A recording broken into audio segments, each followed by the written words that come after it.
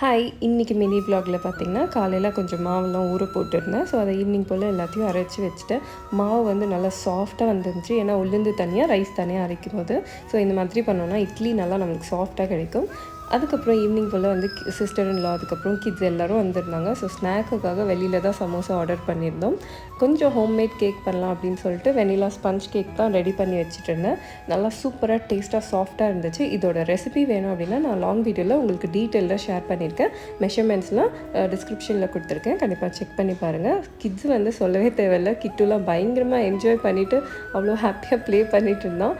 அதுக்கப்புறம் நான் வந்து பார்த்திங்கன்னா டின்னருக்கு கொஞ்சம் நல்லா மஷ்ரூம் போட்டு அதுக்கப்புறம் வெஜிடபிள்ஸ்லாம் ஆட் பண்ணிவிட்டு குருமா பண்ணியிருந்தேன். இது கூடவே வந்து கொஞ்சம் பூரி வந்து பண்ணியிருந்தேன். ஏன்னா கிட்ஸ் வந்து பூரி ரொம்ப லைக் பண்ணி சாப்பிடுவாங்க அப்படின்னு சொல்லிட்டு பூரி வித் குருமா தான் இன்றைக்கூட டின்னர். ஸோ டின்னர்லாம் ரெடி பண்ணி முடிச்சுட்டு டைமும் வந்து எல்லாருக்கூடயும் ஸ்பெண்ட் பண்ணிட்டு இருந்தேன். இன்றைக்கி டே வந்து பார்த்திங்கன்னா ரொம்பவே சூப்பராக போச்சு. தேங்க்ஸ் ஃபார் வாட்சிங்.